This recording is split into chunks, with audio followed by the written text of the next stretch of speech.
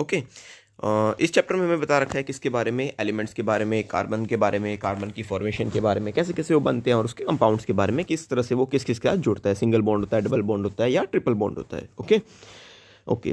सबसे पहले जो कंपाउंड्स है वो क्या होते हैं, जब दो या दो से ज़्यादा एलिमेंट्स आपस में मिलते हैं तो कंपाउंड बनते हैं। ठीक है, उसकी प्रॉपर्टीज़ के बारे में इसके अंदर हम जानेंगे। ठीक है, उसके सिग्निफिकेंस के बारे में, हम डेली लाइफ के अंदर क्या क्या चीज़ यूज़ करते हैं, किस तरह से वो चीज़ें बनती हैं आपस में। ठीक है, इसमें जो भी हैं कार्बन्स हैं, कंपाउंड्स हैं, उनके फॉर्मेशंस किस तरह से बनेगी, हमारी जो भी डेली चीज़ें हैं जैसे कि फूड है, क्लोथ्स है, मेडिसिन है, ये सारी की सारी चीज़ क्या है, कंपाउंड का ही हिस्सा है। ये धीरे धीरे एलिमेंट्स है जो आपस में जुड़ते जाते हैं, जो यूज़फुल होते हैं। ओके, फिर हम आते हैं लाइन के ऊपर। The amount of carbon present in the earth crust and in the atmosphere is quite मिर्च, यानी कि एक दूसरे से कोरिलेट करता है। ठीक है, हमारी ज़मीन के अंदर भी है, आसमान में भी है, हर जगह पे है, पर इसके अंदर डिफ्रेंशिएट हमें देखना पड़ता है कितने कितने परसेंट है। ठीक है, जैसे इसमें क्या बता रखा है, the earth crust has only 0.2% carbon in the form of minerals. Minerals की फॉर्म में सिर्फ 0.2% है। ये एक नंबर के लिए क्वेश्चन इंपॉर्टेंट है यहाँ पे। कार्बोनेट्स, हाइड्रोजन कार्बोनेट्स, कोल और पेट्रोलियम। ठीक है, एटमॉस्फेयर में जबकि कितना है, 0.3% है। ठीक है, कार्बन डाइऑक्साइड की फॉर्म के अंदर जो हम यूज़ करते हैं। क्लियर। इसके बाद चलते हैं हम नीचे।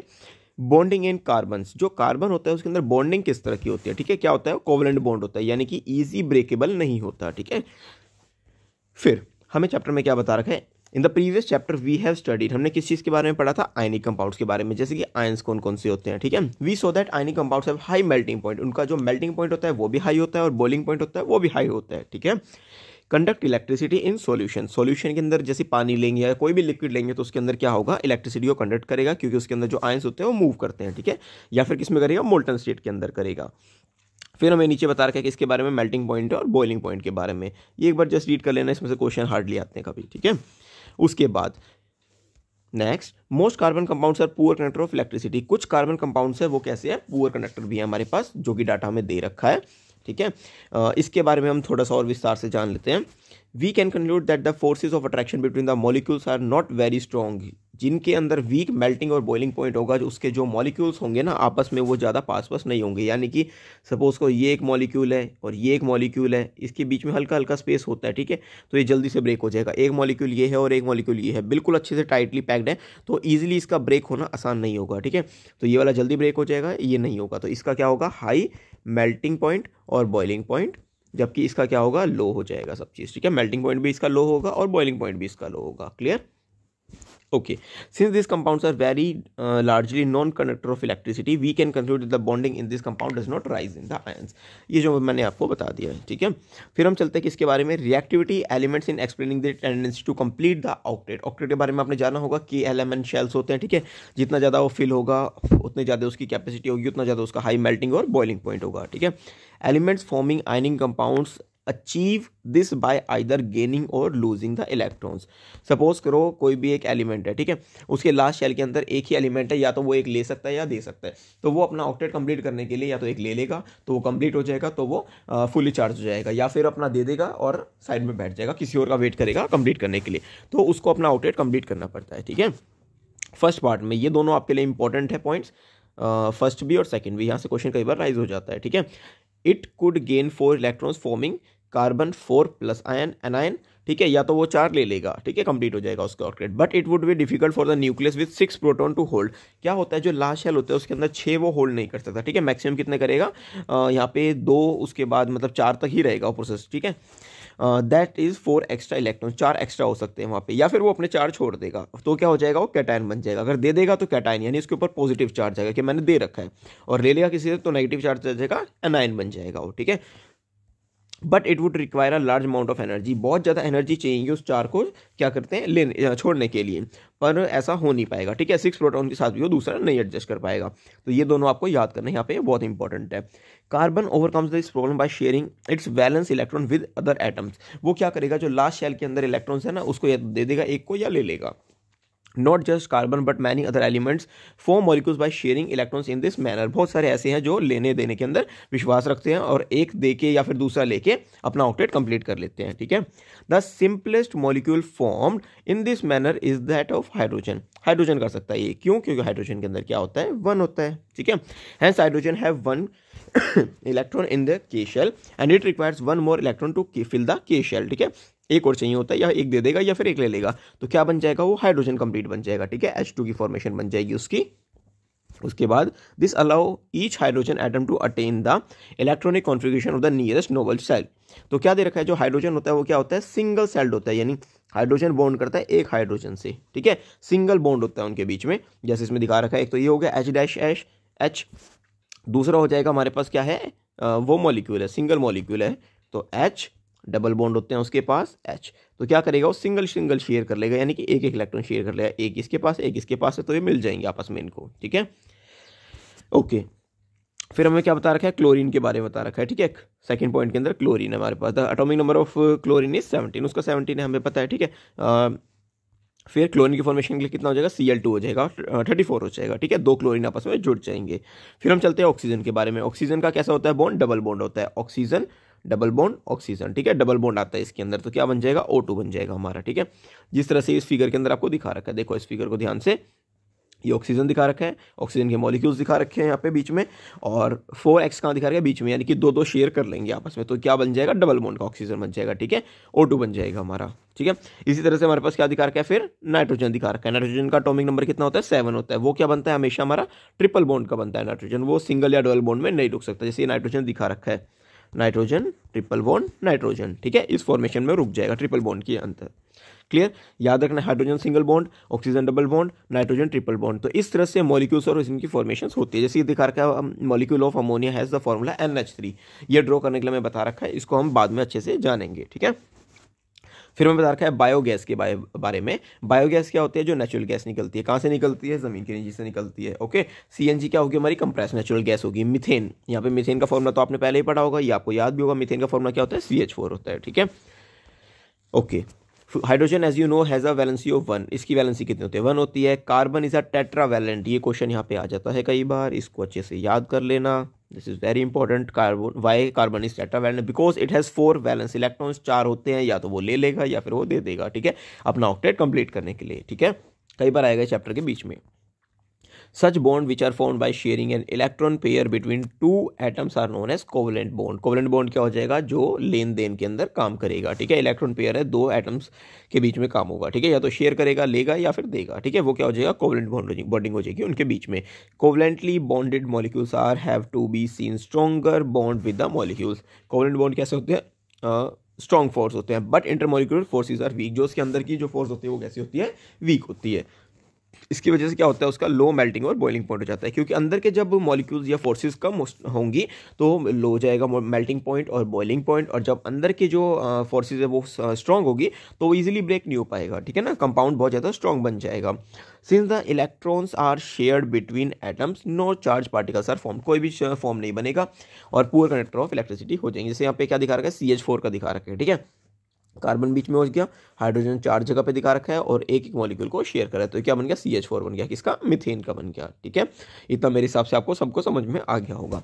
अब चलते हैं, एक छोटा सा टॉपिक है बट ये बहुत इंपॉर्टेंट है, इसको अच्छे से याद करना, एलोट्रोप्स ऑफ कार्बन, चाहे इसमें 2 मिनट लगे चाहे 10 मिनट लगे, इसको अच्छे से याद करके ही एग्जाम में जाना, ओके। एलोट्रोप्स ऑफ कार्बन की बात हम करते हैं। The element carbon occurs in different forms in nature, अलग अलग फॉर्म्स में बनता है, उसकी फिजिकल प्रॉपर्टी भी चेंज होती है।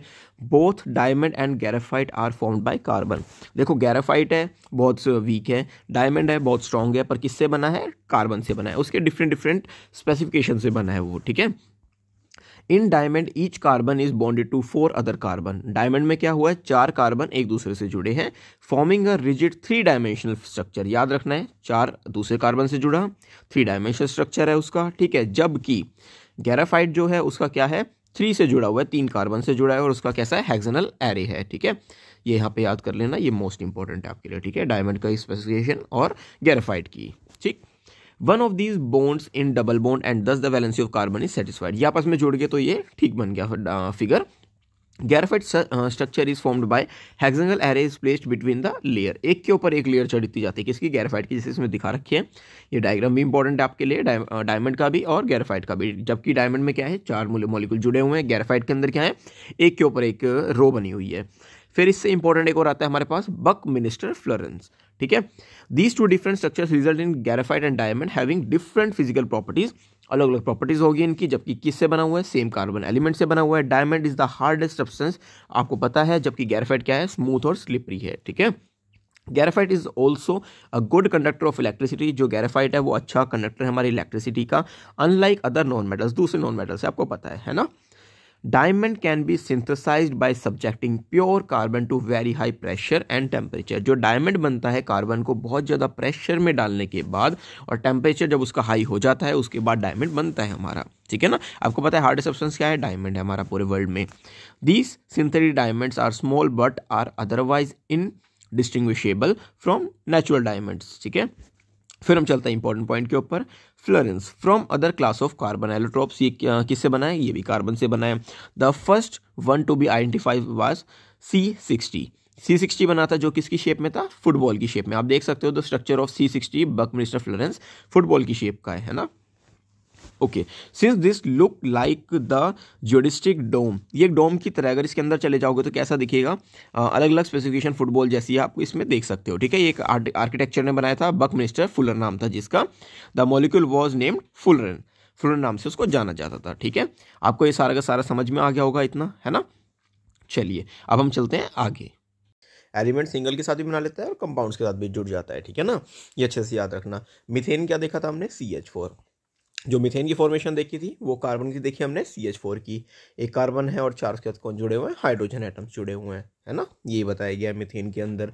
तो कार्बन क्या है, इजीली किसी भी कंपाउंड के साथ जुड़ जाता है या फिर एलिमेंट के साथ भी। ओके, यस नॉर्मली है ये ऊपर का, आप रीड कर लीजिएगा, इसमें कुछ भी ऐसा खास नहीं है। फिर हम चलते हैं मेन टॉपिक के ऊपर। Carbon has the unique ability to form bonds with other atoms of carbon. Carbon carbon के मॉलिक्यूल के साथ भी जुड़ जाता है और क्या होता है, बहुत बड़ा मॉलिक्यूल बन जाता है अपने आप में, ठीक है। इस प्रॉपर्टी को क्या बोलते हैं, कैटिनेशन। ये अच्छे से याद रखना, ये इंपॉर्टेंट है आपके लिए। Carbon has the unique ability to form bonds with other atoms of carbon give rise to the large molecule. This is known as catenation, ठीक है। अब these compounds may have long chains of carbon, ये लंबी लंबी chain बन जाती है किसकी, कार्बन की, और branch chain of carbon, even carbon atoms arrange in the rings. कई बार ये रिंग्स में बनता है, इसको हम जानेंगे अभी आगे।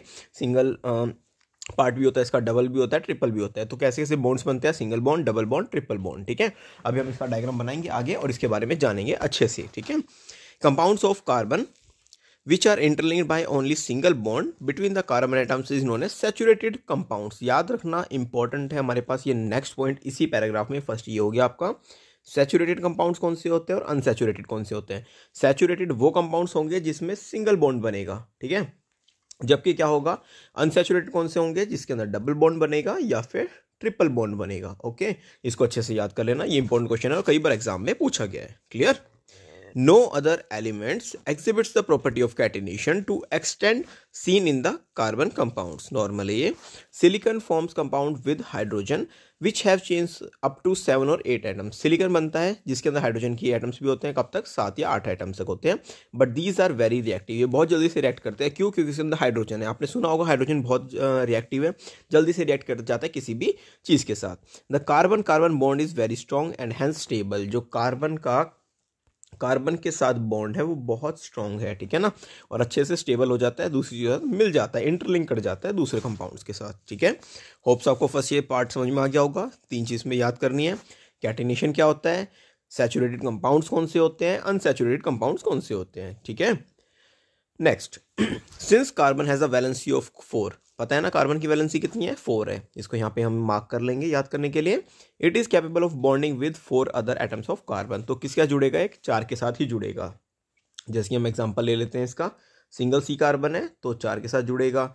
हमने नेक्स्ट C को ले लिया तो ये जुड़ेगा अगले उसके साथ, ठीक है। तो इसके अंदर क्या है, 4 के साथ ही जुड़ सकता है ये मैक्सिमम फॉर्मेशन के अंदर। Okay, carbon compound of carbon are formed with oxygen, hydrogen, nitrogen, sulphur, chlorine, अलग अलग चीज़ों के साथ जुड़ जाएगा और ये क्या करेगा, नया मॉलिक्यूल बन जाएगा, ठीक है। Again the bond that carbon forms with most of the other elements are very strong. ये बहुत स्ट्रॉन्ग होते हैं मॉलिक्यूल्स, कुछ होते हैं जो स्टेबल हो जाते हैं वरना कुछ निकल जाते हैं। One reason for the formation of strong bond of carbon is it small size. जितना छोटा होता है उतना ज़्यादा क्या होगा, इसका स्ट्रॉन्ग बॉन्ड होगा, ठीक है। This enables the nucleus to hold shared pair of electron strongly, इसलिए वो अच्छे से बने रहते हैं। जबकि जितने बड़े एटम्स हो जाएंगे उतने ज़्यादा ये क्या हो जाते हैं, वीक हो जाते हैं, ठीक है। बिगर एटम्स मच वीकर, वो वीक हो जाएंगे और इजीली होल्ड नहीं कर पाएंगे, ठीक है ना। ओके, ऑर्गेनिक कंपाउंड्स के बारे में जानते हैं। ऑर्गेनिक कंपाउंड्स क्या होते हैं? The two characteristic features in carbon, that is tetravalency and catenation. ठीक है, ये हमने पढ़ लिया है। टेट्रावैलेंसी 4 और कैटिनेशन क्या था हमारे पास? पावर का था। ठीक है ना, जो भी हमने पढ़ा था। कैटिनेशन क्या हो जाएगा? कार्बन की जो लंबी लंबी चेन्स बनती है। ठीक है, put together give rise to the large number of compounds, बड़े बड़े कंपाउंड्स बन जाते हैं। Many have the same non carbon atoms और group of atom that attach to the carbon chain. बहुत सारी चीज़ें आपस में जुड़ जाती है। ठीक है, नॉर्मली ये रीड कर लेने इसमें और कुछ बाकी खास नहीं है, वो बता रखा है। फ्रेडरिच वोलर ने डिसअप्रूव किया था कि ये सब बेकार है जो भी इसने बता रखा है 1928 के अंदर। उसने प्रिपेयर किया था, क्या किया था? अमोनियम साइनाइड किया था। ठीक है, इसमें कुछ नहीं है। अब हम चलते हैं किसके बारे में? सैचुरेटेड और अनसैचुरेटेड कार्बन कंपाउंड्स के बारे में। ठीक है, जो हमने ऊपर अभी पढ़ा है। ठीक है, सैचुरेटेड क्या था बस नॉर्मली याद कर लो पहले, सिंगल चेन। ठीक है, अनसैचुरेटेड क्या था हमारे पास? डबल बॉन्ड और क्या हो जाएगा? Triple bond. ठीक है, बॉन्ड्स के अकॉर्डिंग ये डिफाइन होगा आपका। ठीक है, फुल डिफरेंशिएट के अंदर आएगा क्वेश्चन, तो आप ऐसे लिख देना, नीचे एक एग्जाम्पल दिखा देना इसका कोई भी। ठीक है, अनदर इथेन का फॉर्मूला क्या हो जाएगा हमारे पास? C2H6 हो जाएगा। ठीक है, तो हम क्या देखेंगे इसके अंदर? कार्बन के 2 मॉलिक्यूल्स हो गए और हाइड्रोजन जुड़ेंगे अब कितने? 6। एक यहाँ पे जुड़ेगा, एक यहाँ पे, एक यहाँ पे, 3 इससे जुड़ गए और 3 जुड़ेंगे इससे। तो ये हमारा क्या बन गया? C2H6 बन जाएगा। ठीक है ना, होप सो आपको एक क्लियर हो गया होगा। और मीथेन के लिए क्या होता है हमारा? CH4 हो जाता है। ठीक है, ये क्लियर। अब देखो CH4 मीथेन के लिए क्या हो जाएगा? कार्बन सिंगल और 4 हो जाएंगे हमारे पास हाइड्रोजन के। ठीक है, ये क्लियर हो गया होगा आपको। CH4 क्या है ये, और C2H6 क्या है ये। इसको अच्छे से याद कर लेना अपनी कॉपी में, चाहे आप बना लीजिए इसको प्रैक्टिस के लिए। ठीक है, अब चलते हैं हम आगे। The electronic dot structure of methane. देखो ये इलेक्ट्रॉनिक स्ट्रक्चर भी दिखा रखा है हमारे पास, किस तरह से इलेक्ट्रॉन्स उसके अंदर जुड़ते हैं। कार्बन कार्बन दिखा दिया आपको, बीच में उसके मॉलिक्यूल्स दिखा दिए 2 पेयर के, वो आपस में जुड़ गए। हाइड्रोजन के पास क्या होता है? सिंगल होता है, वो साइड में हमें शो कर रखा है ना। ये साइड में हमें शो कर दिया हाइड्रोजन का और कार्बन का मॉलिक्यूल। ठीक है, और कार्बन कार्बन के 2 मॉलिक्यूल्स है वो यहाँ पे दिखा दिया हमें। ठीक है ना, अब चलते हैं आगे हम। अभी हमें कुछ अलग अलग पॉइंट्स दिखा रखे हैं, जैसे कि किस किस तरह से हम चेन्स को बना सकते हैं। फर्स्ट दिखा दिया कार्बन कार्बन चेन हो गई हमारे पास। दूसरा क्या कर सकते हैं? 2 बार हाइड्रोजन हमने जोड़ दिया उसके साथ, सिंगल सिंगल बॉन्ड हो गया। ठीक है ना, और फिर हमारे पास क्या हो गया? डबल बॉन्ड हो गया, तो भी वो आ गई। ठीक, अब हम इसको पढ़ते हैं normally. Can you draw the structure of propane? क्या हम प्रोपेन का बना सकते हैं? Which as the molecule of C3H8 क्या बन सकता है इस मैनर के अंदर? पता नहीं हमें, अब जब हम इसके बारे में जानेंगे आगे। ठीक है, तो पता लगेगा एक्चुअल में क्या ये करेक्ट है या नहीं है। अब आप ये देखिए, C सिंगल है हमारे पास। ठीक है, और C आ गया, तो कितने बन सकते हैं इसके अंदर? यही बनेंगे ना, 3 बनेंगे पेयर के अंदर। अगर इसमें डबल बॉन्ड होता तो फिर एक हट जाता है यहाँ से। ठीक है ना, एक एक हट जाएगा यहाँ से, तो फिर ये बन सकता है, वरना ये पॉसिबल नहीं होगा हमारे पास। ओके, चलिए अब दिखा रखा है हमें, आगे हम चलते हैं नेक्स्ट टॉपिक के ऊपर। इथीन दे दिया, इथेन दे दिया, ये अभी हम बॉक्स के अंदर सारा का सारा समझेंगे और याद करेंगे क्या क्या बता रखा है। फिर हमें एक और मॉलिक्यूल दे दिया कि इसके डबल बॉन्ड हो गया, जैसे अभी हमने पढ़ा था ना पीछे, सिंगल बॉन्ड डबल बॉन्ड, तो ये डबल बॉन्ड का पेयर इन्होंने दिखा दिया। तो क्या हो गया? 4 मॉलिक्यूल्स आपस में जुड़ गए। C डबल बॉन्ड C, एक ऊपर, एक यहाँ पे, एक यहाँ पे और एक यहाँ पे, तो ये हाइड्रोजन के जुड़ गए इसके साथ। ठीक है ना, जस्ट इन्होंने दिखा रखा है, ये जो बॉन्ड है ये डबल बॉन्ड के लिए शो कर रखा है। ठीक है, चलिए अब हम चलते हैं मेन पॉइंट्स के ऊपर, ये इंपॉर्टेंट है। अब यहाँ से पूरे फोकस के साथ क्वेश्चंस को समझिएगा क्या क्या इसमें बता रखा है। ठीक है, सबसे पहले हम चलते हैं मीथेन के ऊपर। ठीक है, मीथेन का फॉर्मूला क्या होगा? CH4 होगा, एक कार्बन का और 4 हाइड्रोजन के मॉलिक्यूल्स होंगे। तो क्या हुआ आपका? कार्बन बीच में आ गया और 4 ऊपर नीचे हाइड्रोजन आ गई। ठीक है, इथेन, एन के अंदर क्या आ गया? C2H6 आ गया, 2 कार्बन के मॉलिक्यूल्स है और 6 हाइड्रोजन के हो गए मॉलिक्यूल्स आपके। उसके बाद क्या दिखा रखा है? प्रोपेन हो गया। प्रोपेन का मतलब नेक्स्ट C3H8। तो याद रखना आपको, methane, ethane, propane, butane, pentane, hexane. ठीक है, ये सारे के सारे आपको याद करने हैं जितने इसमें गिवन है। बस कार्बन का आपको नंबर याद रखना है और उसके ऊपर जो भी फॉर्मूला बनेगा वो पुट कर देना है। जैसे CnH2n प्लस में 2, जो भी आएगा उसका प्लस कर देना 2 का। ठीक है, हम एक एग्जाम्पल ले लेते हैं इस फॉर्मूले के अकॉर्डिंग। क्या इसने बता रखा है? ब्यूटेन को ले लेते हैं। ब्यूटेन में क्या है? C4H10। ठीक है, तो क्या बन गया? CnH2n प्लस में 2 फॉर्मूला बन गया हमारा। तो Cn का मतलब क्या हो गया? C4 हो गया हमारे पास। H2n का मतलब क्या हो गया? 4 2 8 हो गया, 8 प्लस 2 कितना हो गया? 10 हो गया। तो इस तरह से ये फॉर्मूले को आप याद कर लोगे। CnH2n प्लस में 2 किसके लिए? इथेन के लिए। इथेन सॉरी, इथेन के लिए नहीं,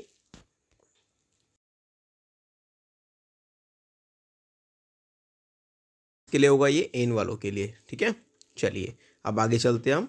हमें दिखा रखा है ये कार्बन की चेन दिखा रखी है। कार्बन की चेन कैसे कैसे बनती है ये सिंगल में दिखा रखे सिंपल चेन, ये थोड़ी सी घुमा दी इन्होंने तो ये दूसरी चेन बन गई, ये सारे सिंगल हो गए, ये डिफरेंशिएट हो गया। तो याद रखना है आपको जितने कार्बन के मॉलिक्यूल्स हैं उतने ही हाइड्रोजन के होंगे।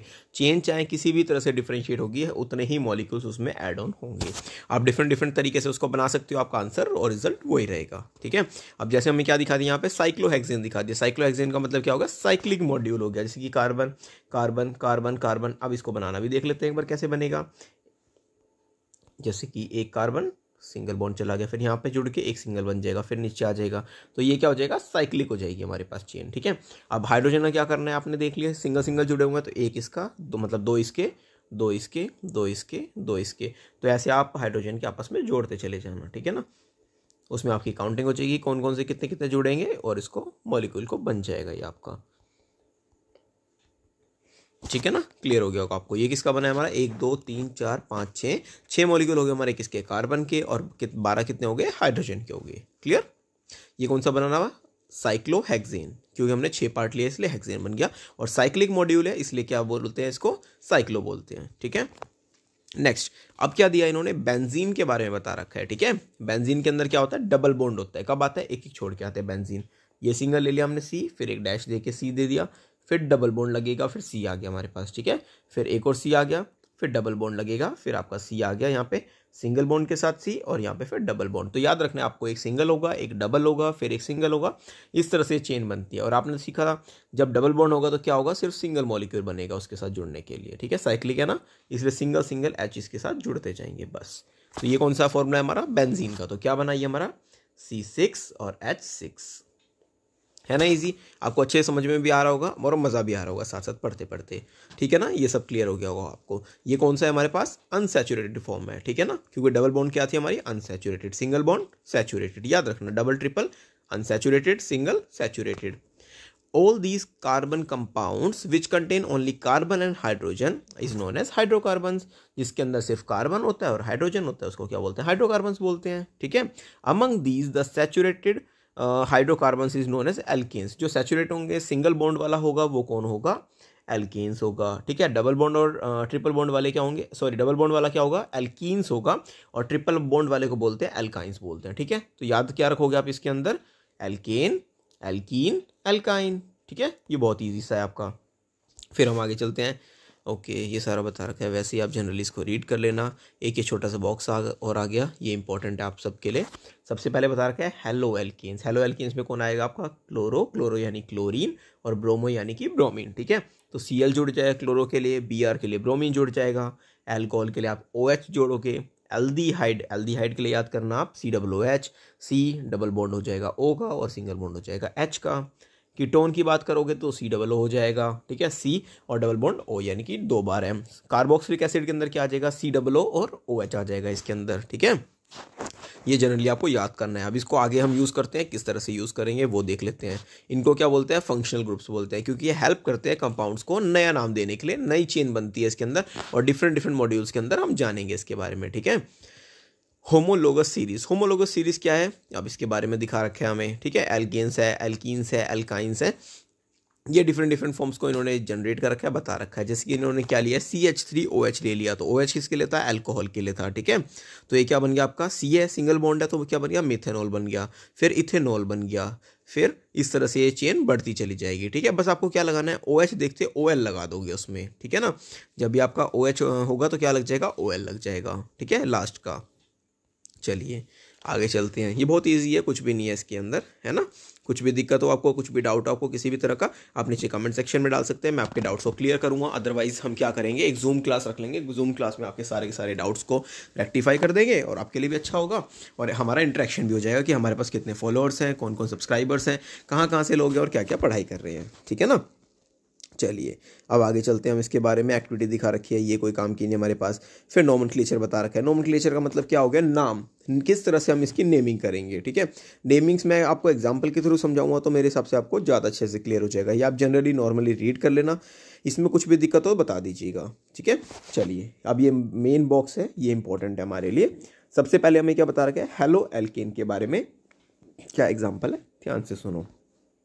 सबसे पहला पॉइंट, क्लोरो, क्लोरो मतलब क्लोरीन, याद रखना आपको, Cl जुड़ जाएगा, ब्रोमो के लिए क्या जुड़ जाएगा, Br जुड़ जाएगा। ठीक है, दो चीज़ याद रख ली हमने। अब क्या लिया इन्होंने, 1 2 3, 3 पार्ट लिए सी के, तो 3 कार्बन हो गए, ठीक है, C3 हो गया। उसके बाद हाइड्रोजन कितने लिए उसने, 3 6 और एक साथ लिया, तो H क्या हो गया, 7 हो गया। और Cl ले लिया तो सिंगल बॉन्ड Cl हो गया, ठीक है ना, ये आपको याद रखना है इसके अंदर। तो इसको हटा देते हैं एक बार दोबारा से। अब ध्यान से देखिए क्या बना हमारा, C3H7 और Cl, ठीक है, इसका नाम क्या हो जाएगा, क्लोरोप्रोपेन। प्रोपेन क्यों होगा आपको पता है, 3 है तो क्या हो जाएगा, मीथेन इथेन प्रोपेन, तो आपने क्या लिख दिया, प्रोपेन लिख दिया, ठीक है। और क्लोरीन इसके साथ जुड़ा हुआ है तो क्या लिख दोगे आप, क्लोरो लिख दोगे, ठीक है। तो इसका पर्टिकुलर नाम क्या हो जाएगा, क्लोरोप्रोपेन। प्रोपेन क्यों बना, क्योंकि 3 है उसके अंदर कार्बन मॉलिक्यूल्स और साथ में क्या जुड़ गया, Br जुड़ गया, तो Br जुड़ने के लिए क्या बन जाएगा, bromopropane. Okay okay. Alcohol, alcohol के लिए क्या याद रखोगे आप, OL जोड़ोगे, क्या जोड़ोगे, OL। अब याद कर लो इसके अंदर कार्बन के कितने मॉलिक्यूल्स हैं, 3 मॉलिक्यूल्स हैं। हाइड्रोजन के कितने हो गए, 7 मॉलिक्यूल्स हो गए। और क्या जुड़ गया, OH जुड़ गया। OH जुड़ते क्या लगा दोगे, OL लगा दोगे। तो 3 है तो क्या बन जाएगा, प्रोपेन बन जाएगा, ठीक है। और OH है तो OL लगा दो, प्रोपेनॉल, खत्म, है ना, इजी। चलिए एल्डिहाइड के लिए क्या लगाओगे आप, Al लगाओगे, ठीक है। एल्डिहाइड के लिए Al सफिक्स जुड़ जाएगा, 3 है हमारे पास। और साथ में एल्डिहाइड में क्या जुड़ेगा, COO जुड़ेगा। आपने पीछे अभी देखा था ना, मैंने क्या बताया था, जब भी एल्डिहाइड क्या होगा तो 2 O जुड़ेंगे उसके साथ। ये देखिए ये बॉक्स के अंदर से ही आपने ले रखा है, COO जुड़ जाएगा, ठीक है, डबल बॉन्ड के साथ आएगा एल्डिहाइड के अंदर, ठीक है। इन दोनों को याद करना बहुत ज़रूरी है, वो याद हो जाएंगे आपके ये सारे क्वेश्चंस इजीली हो जाएंगे, ठीक है ना, मैनिपुलेटेड है एक दूसरे के साथ। तो क्या बन गया, प्रोपेनल बन गया, ठीक है। क्या मॉलिक्यूल्स हो गए, 3 किसके हैं, कार्बन के हमारे पास, ठीक है। इसको COH को एक साथ छोड़ दीजिए आप, कार्बन के हो गए 2 मॉलिक्यूल्स यहाँ पे, और वो कितने हो गए, H हो गए हमारे पास 4, और ये क्या बन गया, डैश में COOH जुड़ गया, तो ये क्या बन गया हमारे पास, प्रोपेनल बन गया, ठीक है। चलिए अब कीटोन दे दिया, कीटोन के अंदर आप क्या लिखोगे, 1 लिख दोगे, ONE1। दोबारा से मॉलिक्यूल जुड़ गया, COO, ठीक है। 1 के लिए क्या बताया था, COO बताया था हमने, तो प्रोपेन 1 बन गया, प्रोपेन 1। फिर बन गया हमारा कार्बोक्सिलिक एसिड। कार्बोक्सिलिक एसिड के लिए क्या बताया था हमने, लिखना है आपको COOH, COOH, ठीक है, ये मेन याद है। स्टार्टिंग का तो आपको पता है क्या लिखना है हमें, ठीक है। लास्ट का हमारे लिए मेन है जो हमने ऊपर से याद किया था। फिर एल्कीन्स के लिए क्या हो जाएगा, इन में क्या आएगा, डबल बॉन्ड आएगा, बस ये याद रखना। और वाइन में क्या आएगा, 3 बॉन्ड्स आएंगे, ठीक है, ट्रिपल बॉन्ड आएंगे, ठीक है। इन, ENE इन, और YNE आइन, तो डबल बॉन्ड और ट्रिपल बॉन्ड, इसके अलावा इसमें कुछ भी नहीं है। होप सो ये आपको सबको क्लियर हो गया होगा। इसी तरह से बहुत सारे क्वेश्चंस हैं जो आप करोगे तो आपको समझ में आ जाएंगे। सबके अंदर आप मैनिपुलेशन कर देना थोड़ी थोड़ी सी, उससे क्लैरिटी हो जाएगी। इन वाले हैं, एन वाले हैं, आइन वाले हैं, फॉर्मूला आपको बस याद रखना है क्या क्या फॉर्मूला हो जाएगा उसका, ठीक है। चलिए अब हम देखते हैं कि इसके बारे में chemical properties of carbon compounds, क्या क्या केमिकल प्रॉपर्टीज है, क्या क्या उन्होंने बता रखा है। कंबशन बता दिया सबसे पहले। कंबशन का मतलब क्या होगा, देखते हैं हम इसके अंदर। जब क्या करेंगे, हीट लाइट इवॉल्व होगी, ठीक है, 2 चीज़ आपस में जुड़ेगी या 2 से ज़्यादा आपस में जुड़ेगी और कोई चीज़ बाहर रिलीज होगी सिंगल प्रोडक्ट के अंदर, ठीक है, या फिर ज़्यादा भी बन सकते हैं। अब देखते हैं इसमें, जैसे कि फर्स्ट एग्जांपल दिखा रखा है, कार्बन, कार्बन लिया, साथ में इन्होंने क्या किया, ऑक्सीजन को ले लिया, तो क्या बन गया, CO2 बन गया। और साथ में हीट और लाइट तो निकलती है, ठीक है, कार्बन और ऑक्सीजन के जुड़ने पे CO2 बन गया, ठीक है, पहला एग्जाम्पल इनका। उसके बाद सेकेंड एग्जाम्पल क्या है इनका, इन्होंने मीथेन ले लिया, CH4 क्या होता है, मीथेन, प्लस में ले लिया इन्होंने ऑक्सीजन, तो क्या क्या रिलीज हुआ, कार्बन चला गया ऑक्सीजन के साथ तो CO2 बन गया, है ना। और फिर क्या रिलीज हुआ, साथ में वाटर रिलीज हो गया, H2O, वाटर रिलीज हो गया। अब इन्होंने क्या क्या बैलेंस करने के लिए इसको 2 से मल्टीप्लाई कर दिया होगा यहाँ पे, तो क्या बन जाएगा आपके पास, कार्बन के मॉलिक्यूल्स बन जाएंगे। और ऑक्सीजन भी आपके पास कम है तो ऑक्सीजन को आपको साथ में जोड़ना पड़ेगा, ठीक है ना। तो इस चीज़ को आप कंपेयर कर लेना और बना लेना इस इक्वेशन को, पूरा का पूरा किस तरह से बनेगी, ठीक है ना। इस तरह से बैलेंस करनी ज़रूरी होती है कभी कभी। चलिए फिर लिया इन्होंने CH3 CH2OH ले लिया और ऑक्सीजन रिएक्ट किया, फिर क्या बन गया, कार्बन डाइऑक्साइड बन गई और वाटर बन गया और हीट और लाइट रिलीज होगी, ठीक है। ये कंबशन है हमारा, कंबशन का टॉपिक बता रखा है इन्होंने क्या क्या कंबशन होगा। एक बार नॉर्मली रीड भी कर लेते हैं। Saturated hydrocarbons will generally give a clean flame. Saturated जो होंगे वो क्या देंगे, क्लीन फ्लेम देंगे, याद रखना है बिल्कुल आपको अच्छे से, ठीक है। जबकि अनसैचुरेटेड क्या देंगे, येलो देंगे फ्लेम, ठीक है, बहुत सारे स्मोक के साथ, ठीक है, सूटी सी उसकी स्मेल होगी, अजीब सी स्मेल होगी, ठीक है। Limiting the supply of air result in incomplete combustion. जितनी कम ऑक्सीजन होगी, अच्छे से वो इवॉल्व नहीं होगा, उतनी अजीब सी और गंदी स्मेल आएगी उसमें से, ठीक है। उस स्मेल को क्या बोलते हैं, सूटी स्मेल, ठीक है, अजीब सी स्मेल हो जाएगी। द गैस या kerosene stove used at home has inlet for air so that a sufficient amount of oxygen rich mixture burns to give a clean blue flame. इतनी ऑक्सीजन मिले कि अच्छे से वो ब्लू फ्लेम के अंदर बन जाए.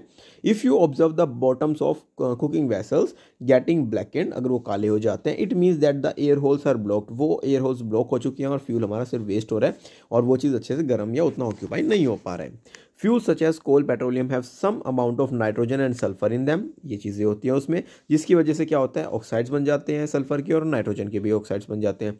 इस वजह से पॉल्यूटेंट्स एनवायरनमेंट के अंदर ज़्यादा फैल जाते हैं. ठीक है ना, ये इसमें बता रखा है.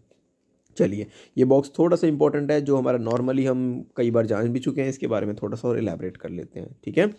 Why do substance burn with और विदाउट अ फ्लेम. कई बार चीज़ें जल जाती है फ्लेम के साथ भी, कई बार नहीं चलती.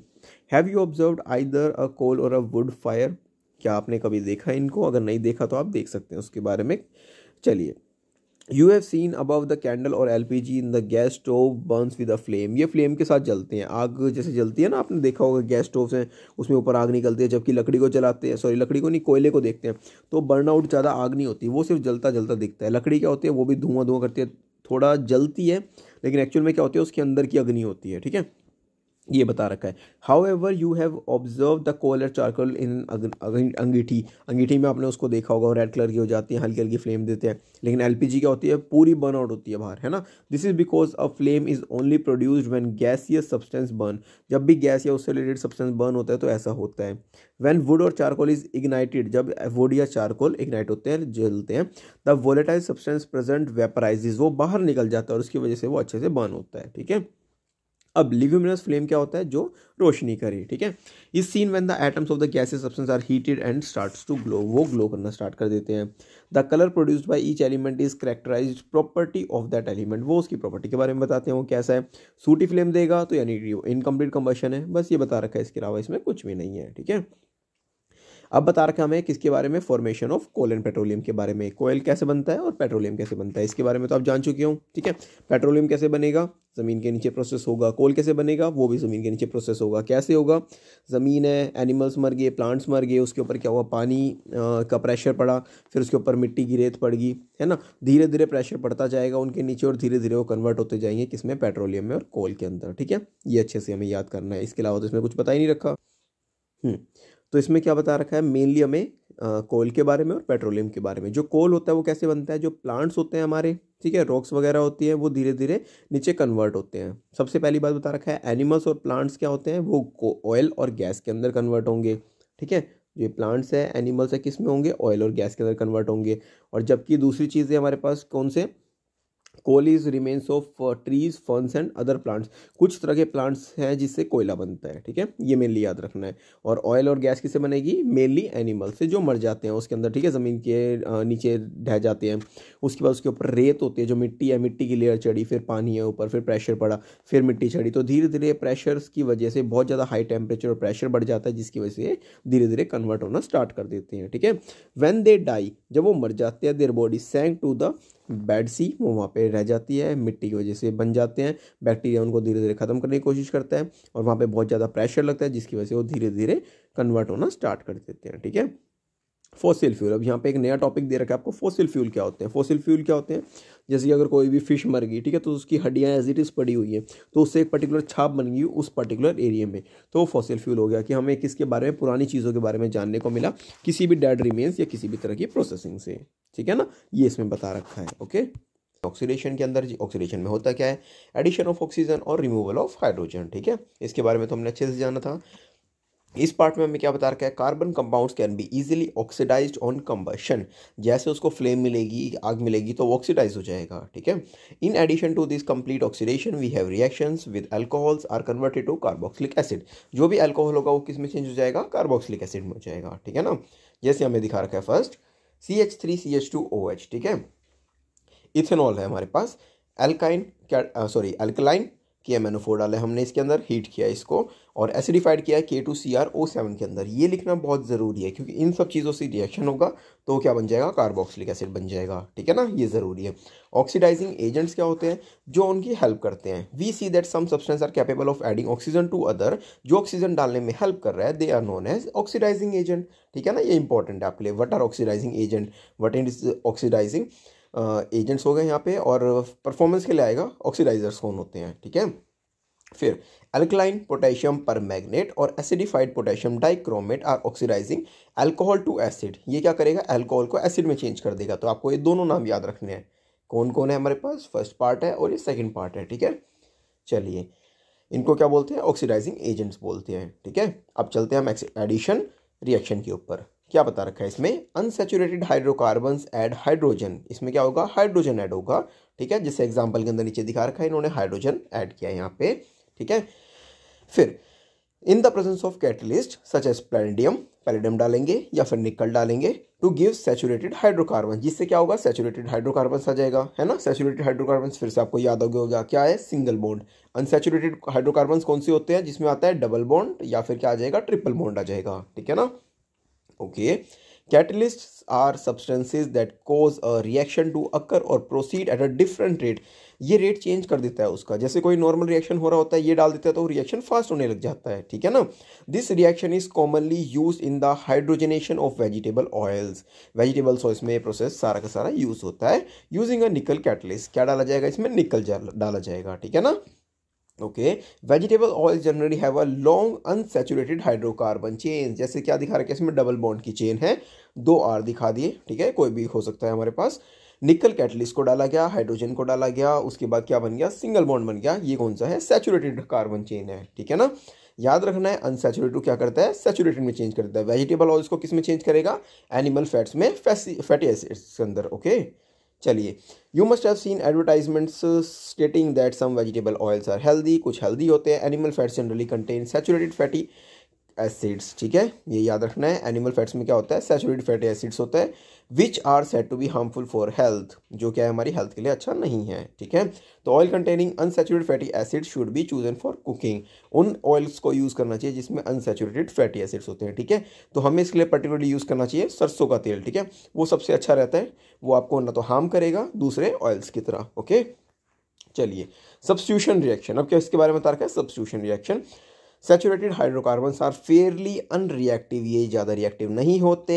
Are inert in the presence of most reagents, ठीक है, इनर्ट के अंदर प्रेजेंट होते हैं। However in the presence of sunlight chlorine is added to hydrocarbons. Chlorine को डाला जाता है इसके अंदर हाइड्रोकार्बन्स में, जिससे कि रिएक्शन बहुत जल्दी हो जाता है, ठीक है। Chlorine can replace the hydrogen, chlorine hydrogen को रिप्लेस कर सकता है एटम बाय एटम, एक एक करके, ठीक है। इसको क्या बोलते हैं, सब्स्टिट्यूशन रिएक्शन बोलते हैं, because one type of atom और group of atoms can be replaced by one or another, एक दूसरे को रिप्लेस करते जाते हैं। इसे क्या लिया इसमें, मिथेन ले लिया, मीथेन का रिएक्शन किया इसने क्लोरीन के साथ, उसके बाद क्या बन गया, CH3Cl बन गया, ठीक है। एक वो डिस्प्लेस हो गया हाइड्रोजन, वो किसका चला गया, क्लोरीन से जुड़ गया, ठीक है। जुड़ने के बाद क्या बना, HCl बन गया, ठीक है, हाइड्रोक्लोरिक एसिड बन गया, ठीक है। प्रेजेंस किसकी प्रेजेंस होगी, सनलाइट की प्रेजेंस में होगा ये रिएक्शन।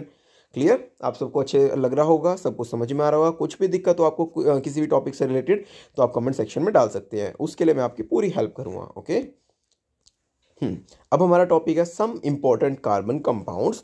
अब क्या दिखा रखा है, इथेनॉल एंड इथेनोइक एसिड के बारे में बता रहा है, ठीक है। पहले हमने मिथेनॉल के बारे में पढ़ा, ऑक्सीडेशन के बारे में पढ़ा, फिर हमने किसके बारे में पढ़ा, अब इसके पे चलते हैं हम।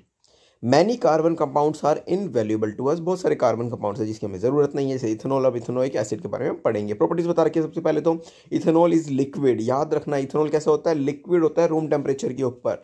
For the melting and boiling point के बारे में हमें टेबल ही बता रखी है इसकी। Ethanol is commonly cold alcohol, ethanol को क्या बोलते हैं, अल्कोहल बोला जाता है, ठीक है, जो बहुत ज़्यादा रिएक्टिव होता है। एक्टिव इंग्रेडिएंट्स होते हैं अल्कोहलिक ड्रिंक्स को बनाने के लिए, ठीक है। In addition because it is a good solvent, ये बहुत अच्छा होता है। It is also use as medicine, ध्यान रखना है ये इंपॉर्टेंट है, यहीं से क्वेश्चन पूछा जाता है। क्या है, it is also use in medicine such as tincture iodine, cough syrups and many tonics, ठीक है। Ethanol is also soluble in water, ये वो पानी के अंदर डिजोल्व हो जाता है easily. Consumption of small quantity of dilute ethanol causes drunkenness, ध्यान रखना है, अगर हल्का सा भी इथेनॉल ले लिया हमने, प्योर इथेनॉल, तो हमें बहुत सारी प्रॉब्लम्स हो सकती है, ठीक है। बंदा बेहोश भी हो सकता है, पेशेंस अपना खो दे, ठीक है, और उसकी आइज़ भी जा सकती है। ये याद रखना प्रॉपर्टीज इसकी, क्या क्या होगा इसको लेने में।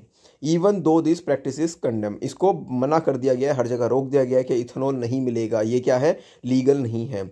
However intake of even small quantity, बिल्कुल छोटी सी क्वांटिटी लेने के बाद भी बहुत लंबे इफेक्ट्स हो सकते हैं हेल्थ के ऊपर, और हमारी हेल्थ के लिए बिल्कुल भी अच्छी नहीं है, ठीक है। प्योर फॉर्म के अंदर जो आपको मार्केट में मिलती है दैट इज़ डिफरेंट, बट ये जो प्योर इथेनॉल है ये आपको नहीं लेनी है किसी भी फॉर्म में, ओके। ये आपकी स्कूल की लैब्स में प्रोवाइडेड होगी रिएक्शंस के लिए सिर्फ, ठीक है। रिएक्शन ऑफ इथेनॉल, पहला इसने लिया है रिएक्शन, देखते हैं इसको। सोडियम ले लिया इसने 2 मॉलिक्यूल्स, CH3 CH2OH, ये अल्कोहल ले लिया इन्होंने। फिर रिएक्शन किया तो क्या हो गया, सोडियम यहाँ पे हाइड्रोजन को डिस्प्लेस करके उसके साथ जुड़ गया और हाइड्रोजन को, गैस को रिलीज कर दिया, ठीक है। Alcohol reacts with sodium leading to evolution of hydrogen, hydrogen बन गई, ठीक है ना। With ethanol the other products is sodium ethoxide, ठीक है, एक्सोसाइड बन गया। अब नीचे बता रखा है हमें नेक्स्ट रिएक्शन के बारे में, reaction to give unsaturated hydrocarbons, unsaturated hydrocarbons दे दिया उसने, क्या दिया है, सिंगल चेन थी, ठीक है, उसको डबल में चेंज कर दिया, ठीक है, सिंगल बॉन्ड को डबल में। उसने यूज क्या किया है यहाँ पे, कॉन्सेंट्रेटेड हाइड्रोक्लोरिक एसिड, ठीक है, वाटर रिलीज हो गया इसके अंदर। The concentrated sulphuric acid can be regarded as dehydrating agent, तो उसने क्या किया, पानी को अलग कर दिया। याद रखना, कॉन्सेंट्रेटेड हाइड्रोक्लोरिक एसिड डाला तो क्या हुआ, वाटर रिलीज हो गया, अलग हो गया, ठीक है। How do alcohols affect living beings, किस तरह से हमारी प्रॉब्लम क्रिएट करता है, हेल्थ को इफेक्ट करता है, वो सब बता रखा है इसके अंदर। When large quantity of ethanol are consume, जब इसको ज़्यादा क्वांटिटी में लेंगे तो हमारा जो नर्वस सिस्टम है ये डिप्रेस्ड हो जाएगा, प्रॉब्लम्स क्रिएट हो जाएगी, ठीक है, हमारी बॉडी ठीक से काम नहीं कर पाएगी, सोचने शक्ति समस्या बढ़ जाएगी, ठीक है। This results in lack of coordination, mental confusion, drowsiness, lowering the of the normal inhibitions and finally stupor, बिल्कुल इंसान परेशान हो जाता है, उसकी सोचने की क्षमता खत्म हो जाती है, ड्रोजीनेस, उसको घबराहट सी होती है, चक्कर आने के होते हैं और वो कुछ भी डिसीजन नहीं ले पाता है, ठीक है। ऐसी स्थिति के अंदर हमें कुछ भी नहीं करना चाहिए, जो चल रहा है उसको चलने दो, ठीक है। The individual may feel relax without realising that his sense of judgement, sense of timing and muscular coordination have been seriously impaired, उसको कुछ नहीं पता होता क्या हो रहा है क्या नहीं हो रहा, वो किसी चीज़ को महसूस नहीं कर पाता, बस उसको होश में नहीं रहता और वो कुछ भी कर सकता है उस समय, ठीक है। तो ऐसे लोगों से दूर रहें और अपने आप को पिक्योर रहें और ऐसी कुछ भी सिचुएशन नहीं करनी चाहिए, ठीक है। Use unlike ethanol, intake of methanol is very small quantity में कॉज डेथ, इथेनॉल से ज़्यादा रिएक्टिव कौन सी होती है, मिथेनॉल होती है, ठीक है। प्योर मिथेनॉल अगर आपने ले ली तो ये डेथ का कारण भी बन सकती है, ठीक है। Methanol is oxidised to methanol in the liver, liver में ये मिथेनॉल क्या हो जाती है, मिथेनॉल बन जाती है, याद रखना, मिथेनॉल कन्वर्ट हो जाती है मिथेनॉल में और इसकी वजह से आपकी डेथ हो सकती है या फिर आपकी आंखें परमानेंटली खत्म हो जाएगी, ठीक है, अगर डेथ नहीं हुई तो। Methanol reacts very rapidly with the components of cells, ये सेल के साथ रिएक्ट करते हैं। It coagulates the protoplasm in much the same way an egg is coagulated by cooking, जैसे कि एग को हम मैनिपुलेट करते हैं उसी तरह से ये हो सकता है। तो ध्यान रखना है क्या होगा, ऑप्टिक नर्व डैमेज हो जाएगी और ब्लाइंडनेस हो जाएगी, ठीक है, देख नहीं पाएगा इंसान ठीक से। Ethanol is an important industrial solvent, इसको यूज़ किया जाता है बहुत सारी चीज़ों के लिए, मिसयूज़ ना हो इसका तो फिर क्या करते हैं, इसके अंदर बहुत सारी चीज़ों को ऐड कर देते हैं हम। It is made unfit for drinking by adding poisonous substances like methanol to it, तो बहुत सारी चीज़ों में डाल देते हैं। Dyes are also added to colour the alcohol blue, उसको चेंज करने के लिए कलर को यूज़ करते हैं, इसको क्या बोलते हैं, डीनेचर्ड एल्कोहल, अच्छे से याद रखना ये। Dyes are also added to colours, dyes को कलर में डाला जाता है, द एल्कोहल ब्लू में, so that it can be identified easily, जिससे कि उसको अलग से निकाला जा सके, उसको क्या बोलते हैं, डीनेचर्ड एल्कोहल बोलते हैं, ठीक है। चलिए आगे चलते हैं। Alcohol as a fuel, alcohol को हम फ्यूल की तरह भी यूज़ करते हैं, कैसे यूज़ करते हैं, sugar cane plants are one of the most effective converters of sunlight into chemical energy, ठीक है। शुगर केन प्लांट्स क्या करते हैं, सनलाइट को कन्वर्ट कर देते हैं किसमें, केमिकल एनर्जी में, जो हम यूज़ करते हैं। Sugar cane juice can be use to prepare molasses which is fermented to give alcohol, ठीक है, गन्ने से क्या बनती है, एल्कोहल बनती है, ध्यान रखना, इथेनॉल जो बता रखी है। Some countries now use alcohol as an additive in petrol since it is cleaner fuel, इसको यूज़ करते हैं पेट्रोल के लिए क्योंकि ये क्या है, क्लीन फ्यूल है, इससे कोई भी पोल्यूशन वगैरह नहीं होता। Which give rise to only carbon dioxide and water, देखो कार्बन डाइऑक्साइड और वाटर से तो कोई ज़्यादा हार्म नहीं होगा, दूसरी जो गैसेज होगी उससे बहुत ज़्यादा प्रॉब्लम हो जाएगी, और ऑक्सीजन के अंदर ये धीरे धीरे एयर में चेंज होती रहती है, ठीक है, तो ज़्यादा कोई प्रॉब्लम किसी तरह की नहीं आती है, ठीक है। अब बता रखा है हमें 4.4.2 के अंदर प्रॉपर्टीज ऑफ इथेनोइक एसिड, ठीक है, इसको अच्छे से याद रखना क्या क्या प्रॉपर्टीज है इथेनोइक एसिड की। Ethanoic acid is commonly called acetic acid, ठीक है, फर्स्ट पॉइंट मिल गया आपको, क्या बोलते हैं इसको, एसिटिक एसिड के नाम से जाना जाता है। And belonging to a group of acids called carboxylic acid, अगर इसके ग्रुप बन जाएंगे तो क्या नाम से जाना जाएगा, कार्बोक्सिलिक एसिड के नाम से जाना जाएगा। 5 से 8% solution of acetic acid in water is called vinegar, vinegar सिरका आपने सबने सुन रखा होगा, वो होता क्या है, एसिटिक एसिड होता है, ठीक है, जो कि पानी में मिलाया जाता है। कितना मिलाया जाएगा ये याद रखना, प्रोपोर्शन 5 से 8%। ये 1 मार्क्स के लिए आपके एग्जाम के अंदर पूछा जा सकता है, इंपॉर्टेंट पॉइंट है, ठीक है। Is widely used as a preservative in pickles. पता है ना आपको, विनेगर किस लिए यूज़ करते हैं हम, पिकल्स में डालते हैं अचार में, जिससे कि प्रिजर्वेटिव की तरह काम करेगा, उसको खराब नहीं होने देगा, ठीक है। चलिए, the melting point of pure ethanoic acid in 290 kelvin and hence it often freezes during winter in cold climate. बहुत ज़्यादा ठंड हो जाएगी तो वो क्या हो जाएगा, जम भी सकता है। This give rise to its name glacial acetic acid. अगर ठंड की बात है और ये जम गया तो इसको किस नाम से जाना जाएगा, देखो ग्लेशियल एसिटिक एसिड, ठीक है ना, ये याद रखना है आपको यहाँ पे। उसके बाद the group of organic compounds called carboxylic acid. पता है ये तो बात आपको, ठीक है। ऑर्गेनिक कंपाउंड्स के जो बहुत सारे ग्रुप होते हैं उनको क्या बोलते हैं, कार्बोक्सिलिक एसिड बोला जाता है। ऑब्वियसली इसके बारे में बता रखा है, कैरेक्टरिस्टिक फॉर्म पर कर रखे हैं। Over unlike mineral acid like HCl which are completely ionised, इसको पूरा पूरा ये आयोनाइज्ड होता है, ठीक है, चार्जेस के अंदर फॉर्म होता है। जैसे कि अगर बात करेंगे हाइड्रोक्लोरिक एसिड की हम, तो क्लोरीन क्या हमारा नेगेटिवली चार्ज है, हाइड्रोजन पॉजिटिवली चार्ज है, ये आयंस के अंदर टूट जाता है, ठीक है ना, ये बता रखा है बस इसके अंदर। Which are completely ionised carboxylic acids are weak acid, याद रखना है 1 नंबर के लिए। हमारे जो कार्बोक्सिलिक एसिड है वो कैसे एसिड्स हैं, वीक एसिड है, ठीक है, ये स्ट्रॉन्ग एसिड्स नहीं होते, जस्ट प्रिपरेशन के लिए आपकी, ओके। अब देखो एक डायग्राम दिखा रखा है, इसमें क्या बना रहा है ये, फॉर्मेशन ऑफ ईस्टर। ईस्टर बनाने की कोशिश कर रहा है, तो उसमें इसने क्या क्या लिया है, ठीक है। एक तो ट्राइपॉड स्टैंड ले लिया, ठीक है, जिससे कि इसके ऊपर हम सामान रख सकते हैं। फिर इसने क्या लिया है, बर्नर ले लिया, ठीक है। बर्नर के बाद ऊपर लगाया है वायर गेज, जिससे कि पूरी हीट उस पर ना जाए, थोड़ी थोड़ी जाए और आराम से वो गर्म होता रहे। बीकर ले लिया, ठीक है, पानी डाल दिया बीकर के अंदर, और एक टेस्ट ट्यूब लिया जिसके अंदर उसने क्या डाला है, रिएक्शन डाल दिया, जिस रिएक्शन को हम नीचे पढ़ेंगे, ठीक है। तो ये धीरे धीरे हीट होकर क्या बन जाएगा, ईस्टर के अंदर कन्वर्ट हो जाएगा, ठीक है ना। ये डायग्राम आपको समझ में आ गया होगा, सारी चीज़ें पता लगी होगी कौन कौन सी चीज़ क्या है। बस इसको आपको नॉर्मली एक बार देख लोगे तो अच्छे से याद भी हो जाएगा क्या क्या चीज़ दे रखी है। चलिए, रिएक्शन ऑफ इथेनोइक एसिड, अब बता रखा है हमें ईस्टरिफिकेशन, ये बहुत इंपॉर्टेंट है, बहुत बार एग्जाम के अंदर पूछा गया है, इसको इंपॉर्टेंट मार्क कर लो, ठीक है। ईस्टरिफिकेशन रिएक्शन क्या होता है ये, esters are most commonly formed by reaction of an acid and an alcohol. Ester कैसे बनता है, एक तो एसिड का और एक एल्कोहल का, इन दोनों का रिएक्शन होगा तो क्या बन जाएगा, ईस्टर बन जाएगा, ठीक है। Ethanoic acid reacts with absolute ethanol, ठीक है। इथेनोइक एसिड किसके साथ रिएक्ट करेगा, एब्सोल्यूट प्योर इथेनॉल के साथ क्या करेगा, इन the presence of an acidic catalyst, कोई ना कोई कैटलिस्ट होगा जो रिएक्ट करेगा उसके साथ, और क्या दे देगा हमें, ईस्टर दे देगा, है ना। जैसे क्या बता रखा है, CH3COOH लिया इसने, इथेनोइक एसिड ले लिया, उसके बाद इसका रिएक्शन क्या है, उसने किसके साथ, इथेनॉल के साथ किया है, CH3CH2OH। रिएक्शन क्या हुआ, एसिड डाल दिया उसने थोड़ा सा बीच में, रिएक्शन होने के बाद हमें ईस्टर मिल गया। ईस्टर भी आप याद रखना, देखो क्या होता है इसका formula, CH3C double bond O dash CH2CH3, छोटा सा फॉर्मूला है, आप इसको इजीली याद कर लोगे, ठीक है ना। अच्छे से याद कर लेना, कोई भी मिस्टेक नहीं होनी चाहिए इसके अंदर, आपको अच्छे से याद रहेगा तो आप पेपर में अच्छे से प्रोसेस कर पाओगे। जितनी भी रिएक्शन दे रखी है इसको आप वीडियो देखते देखते अपनी कॉपी में भी लिख लीजिए, उससे क्या होगा, प्रैक्टिस हो जाएगी, और जब आपको नोट्स बनाने का टाइम आएगा या फिर मेरे नोट्स मिलेंगे आपको तो ईजिली लर्न हो जाएगा सारा का सारा, ठीक है ना। Okay, generally esters are sweet smelling substance, ये कैसे होते हैं, मीठी सी स्मेल आती है जब इसका रिएक्शन होगा ना, या क्लास में आपको मैम कराएंगी तो कैसी आप रिएक्शन में चेकआउट कर सकते हो, मीठी सी स्मेल आएगी, ठीक है। Okay, these are use in making perfumes, perfume बनाने के यूज होते हैं, and as an flavouring agent, बहुत सारी फ्लेवर्स को चेंज करने के लिए। On treating with sodium hydroxide which is an alkali, the ester is converted back to alcohol, इसको किस में, दोबारा से अल्कोहल में चेंज कर देते हैं, and sodium salt of carboxylic acid उसमें भी चेंज हो जाता है। This reaction is known as saponification, इसको क्या बोलते हैं, स्पोनिफिकेशन बोलते हैं, ठीक है, इसको याद कीजिएगा। Because it is use in the preparation of soap, soap के अंदर इसको बनाया जाता है, ठीक है। Soaps are sodium and potassium salts of long chain, ये याद करना है, लास्ट पॉइंट बहुत इंपॉर्टेंट है, ठीक है ना। सोप क्या होती है, सोडियम और पोटेशियम की लॉन्ग चेन होती है, और किसकी, कार्बोक्सिलिक एसिड की, ठीक है।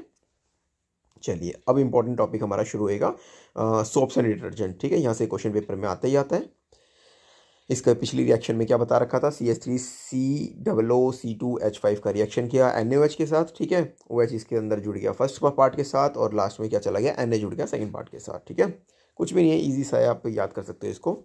चलिए, रिएक्शन विद द बेस, अब इसने बेस ले लिया रिएक्ट करने के लिए, लाइक मिनरल एसिड, पहले मिनरल एसिड लिया था, अब इथेनोइक एसिड लिया है इसने, रिएक्ट विद बेस, बेस के साथ रिएक्ट कर देगा, इसे क्या हो गया NaOH हो गया, बेस हो गया हमारा CH3COOH हो गया, ये एसिड हो गया हमारा, इन दोनों को रिएक्शन किया तो क्या हुआ इसके अंदर ब्रेक, Na जाके जुड़ गया इसके साथ और OH से पानी रिलीज हो गया। ठीक है, कुछ भी नहीं है, बहुत ईजी सा है, आप इसको 1 या 2 बार प्रैक्टिस करोगे तो आपको जनरली याद भी हो जाएंगे। ठीक है, okay, reaction with carbonates and हाइड्रोकार्बोनेट्स।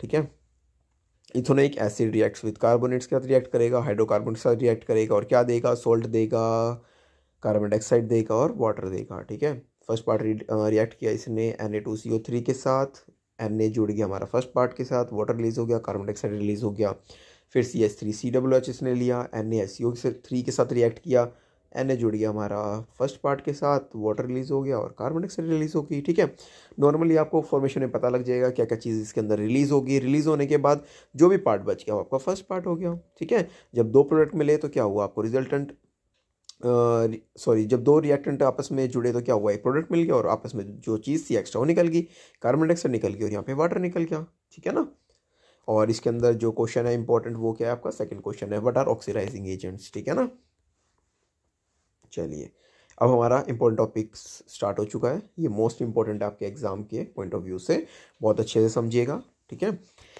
चलिए, सोप्स एंड डिटर्जेंट। ठीक है, सोप्स कैसे बनते हैं, डिटर्जेंट्स कैसे बनते हैं, इसके बारे में बता रखा है। सबसे पहले क्या दिखा रखा है इसमें, एक छोटा सा पॉइंट है हमारे पास, क्या पॉइंट है वो हमें दिखा रखा है, छोटा सा पॉइंट देखिए, ये क्या है बीच के अंदर ऑयल ड्रॉपलेट है। ठीक है, ये कुछ भी एक पॉइंट ले लिया, ये क्या है हमारी ऑयल ड्रॉपलेट है। ठीक है, और इसमें जो ये बता रखा है ये आपको डायग्राम याद करना है, बड़े ध्यान से याद करना। ठीक है, ऐसे ऐसे इसको बनाते चले जाना,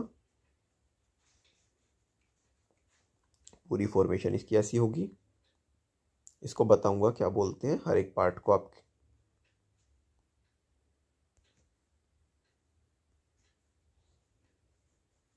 ये हमारा डायग्राम हो गया। ठीक है, लास्ट वाला जो पार्ट होता है जो आपको सर्कल में दिखा रखा है, ठीक है ना, जो ये सर्कल दिखा रखा है हमें, इसको क्या बोलते हैं, सोडियम बोलते हैं। ठीक है, आपको याद रखना है, क्या लिखना है इसको, Na पॉजिटिव लिखना है, ये हमारा क्या हो गया, सोडियम हो गया।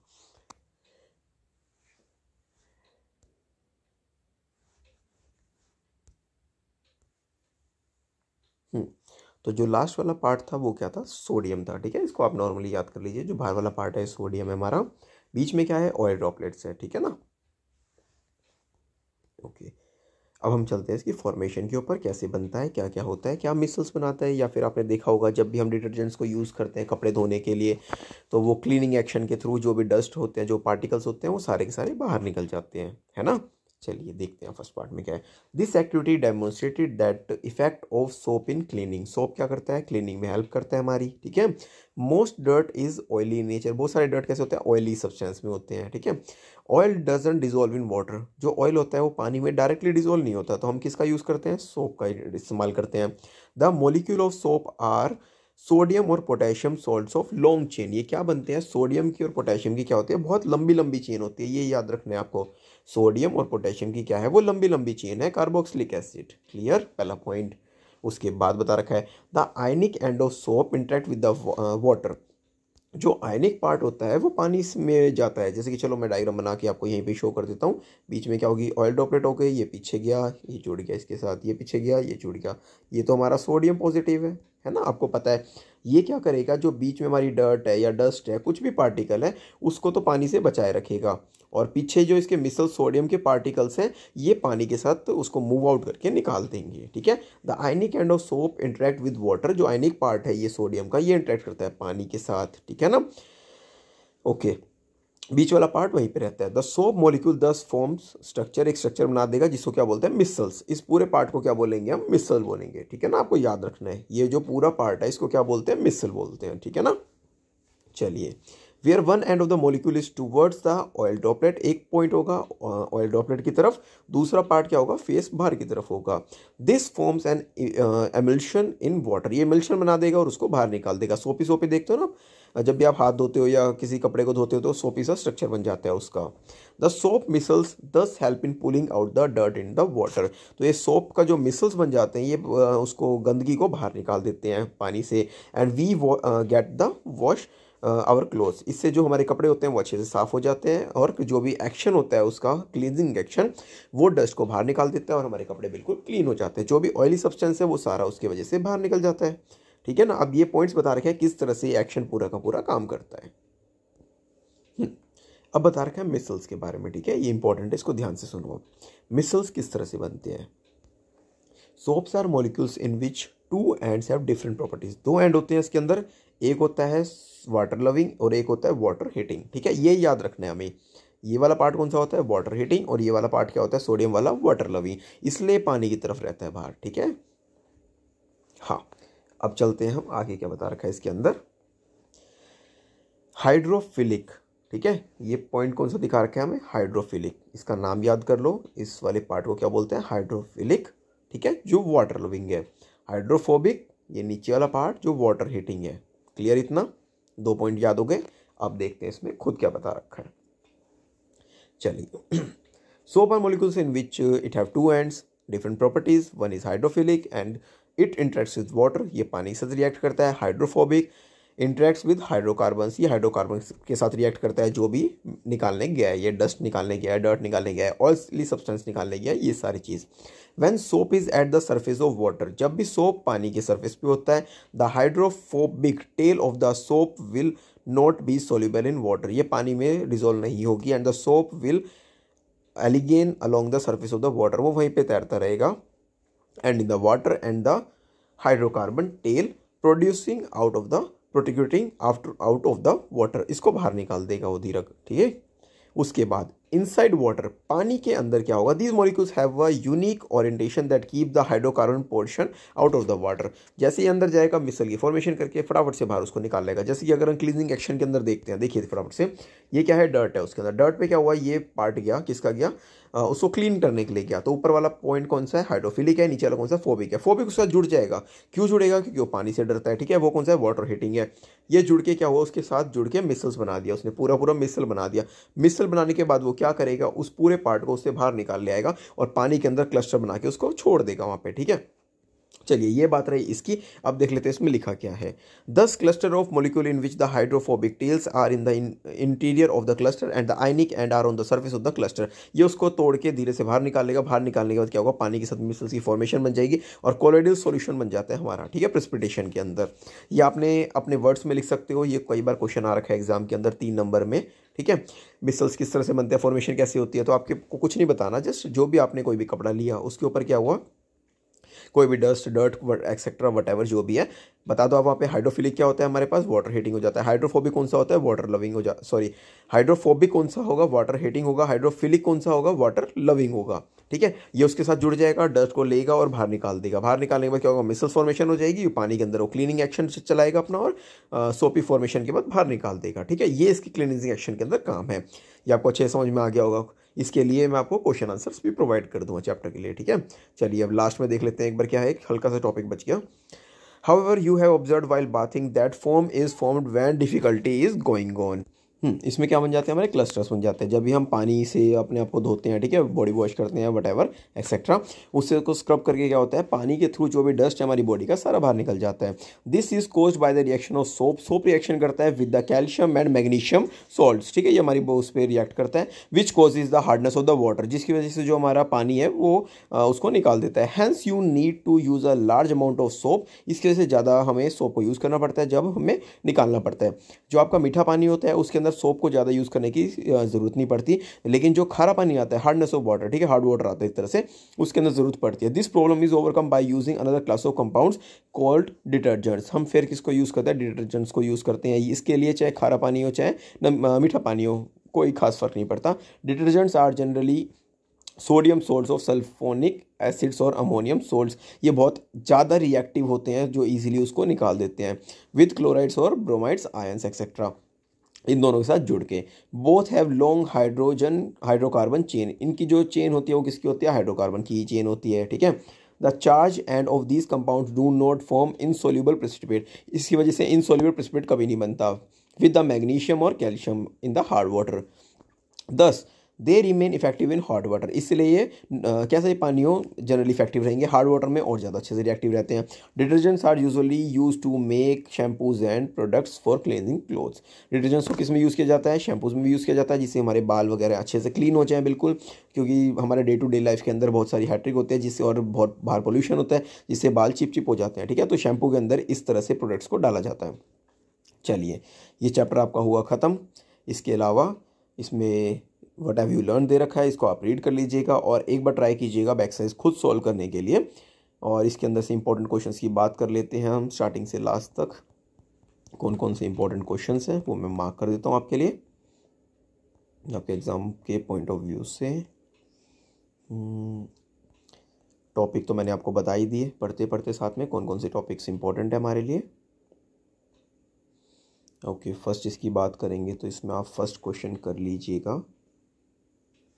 फर्स्ट क्वेश्चन ठीक है, इसके लिए ज़्यादा इम्पोर्टेंट तो नहीं है। उसके बाद हम बात करते हैं नेक्स्ट की। आप आ जाइए फिर उसके बाद पेज नंबर 68, इस पे बता रखा है हमें क्वेश्चन नंबर फर्स्ट, और कोई ख़ास इंपॉर्टेंट नहीं है इसके अंदर भी।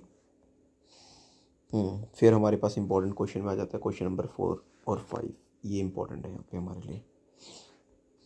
उसके बाद पेज नंबर 71, इसमें क्वेश्चन नंबर फर्स्ट इंपॉर्टेंट है हमारे लिए।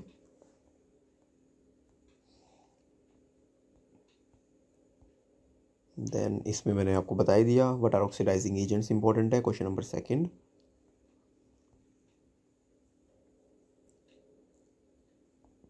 चलिए फिर हम चलते हैं लास्ट पे एक्सरसाइज के ऊपर। स्टार्टिंग आप कर लेना, ठीक है। ये तो एमसीक्यू है, फर्स्ट सेकंड थर्ड। फिर हमारे पास क्वेश्चन नंबर 5 इंपॉर्टेंट है, होमोलोगस सीरीज इंपॉर्टेंट है यहाँ पे, ये बहुत इंपॉर्टेंट है। Question number 8, question number 10, question number 12, question number 11 also, and question number 15, ठीक है। ये बहुत इंपॉर्टेंट है। सैचुरेटेड अनसैचुरेटेड आपको वैसे ही याद हो गया होगा, 100% सिंगल बॉन्ड होता है तो सैचुरेटेड, अनसैचुरेटेड में डबल और ट्रिपल बॉन्ड होता है, ठीक है। ये क्वेश्चन हमारे लिए इंपॉर्टेंट है। बाकी इसके अंदर और जो एक्स्ट्रा क्वेश्चंस होंगे वो मैं आपको प्रोवाइड कर दूंगा। वैसे अगर आपको अपने लिए जनरली पढ़ना है अच्छे मार्क्स गेन करने के लिए तो आप यूलाइक का इस्तेमाल कर सकते हैं, ठीक है। वो सबसे अच्छी प्रेफरेबल बुक है। मुझे नियरली 11 साल हो गए हैं पढ़ाते हुए, मैं पिछले 10 साल से नियरली उसको यूज़ कर रहा हूँ और जो रिज़ल्ट है हमारे 100% है, बहुत अच्छा रिजल्ट रहता है हमारा। आपको कोई भी क्वेरी हो किसी तरह की तो आप पूछ सकते हैं, अदरवाइज़ हम जूम पे क्लास ले सकते हैं आपकी हेल्प के लिए, ठीक है। आपको मेरी वीडियोस देख के अच्छा लगा होगा, होप करता हूँ। किसी भी तरह की कोई भी समस्या हो आप कमेंट सेक्शन में डाल सकते हैं, ठीक है। मैं नॉर्मली आपको क्लासेस भी दे सकता हूँ और जनरली हम अपने प्रॉब्लम्स को डिस्कस भी कर सकते हैं, ठीक है। Thank you for watching. अगर आपको वीडियो अच्छी लगी है तो प्लीज़ अपने फ्रेंड्स सर्कल में शेयर कीजिएगा और सब्सक्राइब करने के लिए बोलिएगा। Thank you so much.